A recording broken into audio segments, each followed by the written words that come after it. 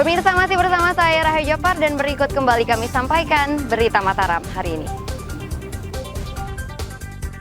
Krisis air bersih. Puluhan warga di Lombok Utara terpaksa membeli air bersih ke para pengepul. Seorang pria di Lombok Timur ditangkap polisi karena mengedarkan narkoba di lingkungan tempat tinggalnya. Jumlah pendaki ke Gunung Rinjani terus meningkat. Pengelola atur ketentuan klaim asuransi bagi wisatawan.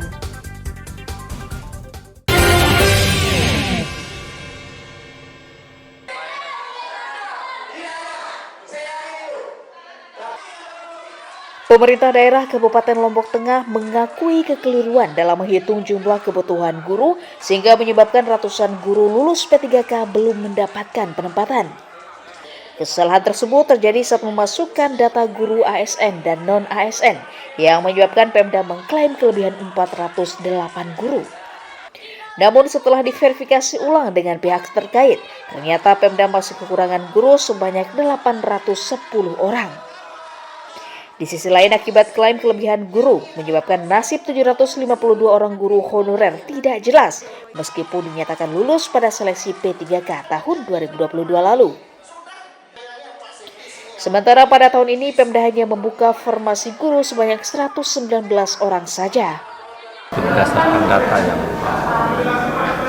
kita miliki, ternyata dalam hitung-hitungan yang kita lakukan itu kita memasukkan tenaga non-ASN. Itu yang menyebabkan kelebihan. Padahal kan seharusnya terpilih. Tenaga non-ASN maksudnya gimana? Jadi jumlah rombel itu kita hitung keseluruhan guru kelas, dengan tidak melihat statusnya. Pemerintah daerah berjanji akan memperbaiki kesalahan data tersebut dengan mengusulkan ulang formasi kekurangan guru ke pemerintah pusat. Lukmanul Hakim melaporkan dari Kabupaten Lombok Tengah.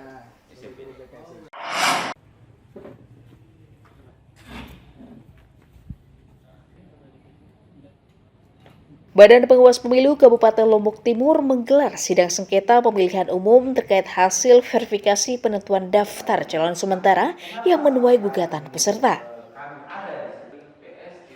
Sidang menjelaskan alasan tidak meloloskan bakal calon legislatif dan meminta tanggapan atau klarifikasi tentang tidak terpenuhinya persyaratan administrasi kepada caleg.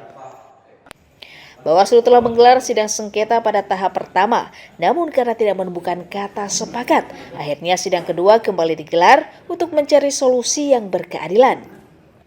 Dalam sidang tersebut, KPU dan caleg yang tidak lolos bersepakat menyelesaikan sengketa dengan memperbaiki kekeliruan data. Bacalek menyatakan mereka salah menginput data sehingga tidak diloloskan dalam verifikasi Bacalek oleh KPU setempat. Setelah terjadi kesepakatan antara pihak pemohon dan termohon, kemudian dituangkan dalam berita acara kesepakatan. Kesepakatan bahwa satu, pihak KPU menerima, dalam hal ini termohon menerima apa yang menjadi objek permohonan pemohon.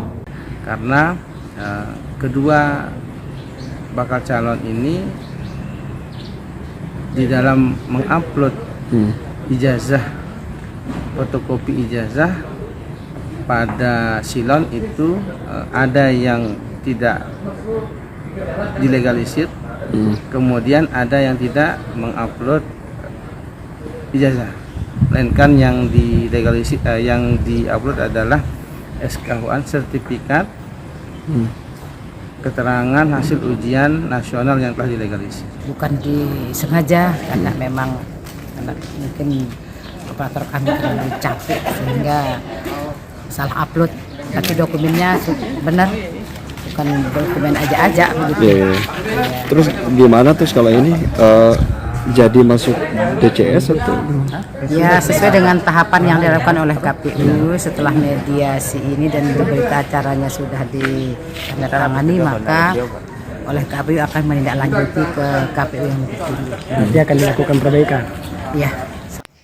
Sidang sengketa digelar atas keberatan dari 2 bacalek PD Perjuangan yang dinyatakan tidak lolos tahap verifikasi oleh KPU Lotim karena kesalahan data administrasi.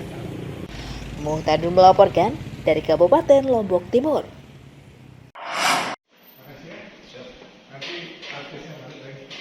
Seorang pria bernama Muhammad Ripai diringkus Satuan Reserse Kriminal Polres Lombok Utara karena berkomplot mencuri mesin kapal bot milik nelayan di Desa Segara Katon, Kecamatan Gangga. Tersangka ditangkap di rumahnya di Ampenan Mataram setelah 6 bulan diburu polisi.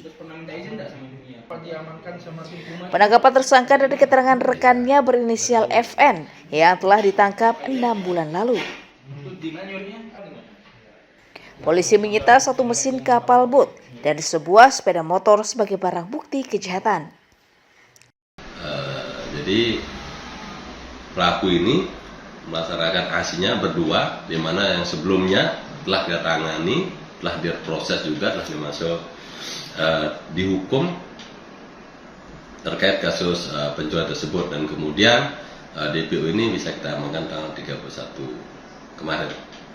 Terus pelariannya kemana? Jadi selama ini ketika diketahui bahwa dia dicari pada saat itu, jadi menghilang pergi keluar daerah.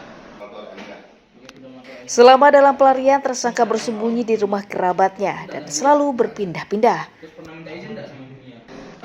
Jalan sama butnya atau sama mesinnya aja? Sama mesinnya aja. Terus dia bawa ke mana itu? Langsung ke Ampenan. Pak yang jual? Enggak. Terus Pak yang apa kan? Langsung diambil sama yang punya. Kalau di kondus itu malam langsung diambil. Terus cara nyuri bagaimana? Lain di luar, di semak-semak itu. Sama siapa nyuri? Edi. Sama Edi. Ya. Terus sekarang si Edi di mana? Di itu. Oh, sudah masuk duluan. Ya. Berarti Bapak terakhir ditangkapnya? Ya. Ya.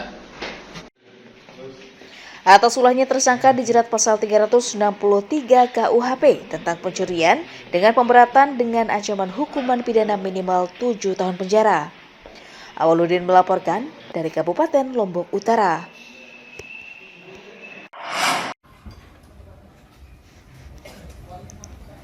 Ribuan liter minuman keras, pabrikan, dan tradisional disita polisi Resort Kota Mataram dalam operasi penyakit masyarakat yang digelar di puluhan tempat hiburan malam.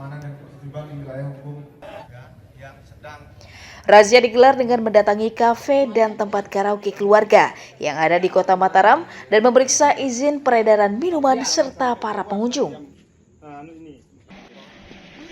Selain menyasar peredaran miras ilegal, polisi juga mengantisipasi peredaran narkotika di kalangan pengunjung tempat hiburan. Operasi juga bertujuan mengurangi tindak kejahatan yang kerap disebabkan pengaruh minuman keras. Seperti rekan-rekan ketahui bahwa dari 2 hari kita melaksanakan razia, kita berhasil mengamankan kurang lebih 1.003 botol minuman beralkohol. Tujuan jangka panjangnya kita juga akan melaksanakan operasi mata berata dalam rangka kesiapan pemilu 2024. Dari jauh-jauh hari kita sudah berupaya namanya melaksanakan pencegahan kejahatan. Hampir semua kejahatan di wilayah Mataram biasanya dimulai dari minuman beralkohol yang mengakibatkan mabuk dan muncul keributan. Kemudian untuk tindak lanjut dari semua barang bukti yang kami amankan atau kami sita, akan kami laksanakan pemusnahan yang rencananya akan dilaksanakan minggu depan dengan mengundang stakeholder terkait. Dari berapa tempat? Semua dari mulai kafe yang besar maupun kafe-kafe tradisional. Kami laksanakan razia kerjasama dengan Pemkot dan instansi terkait lainnya. Operasi Pekat akan digelar di seluruh wilayah hukum Polresta Mataram sebagai tindak lanjut atas keluhan masyarakat dan menjaga kenyamanan warga menjelang berbagai perhelatan internasional pada akhir tahun ini. Awaludin melaporkan dari Kota Mataram.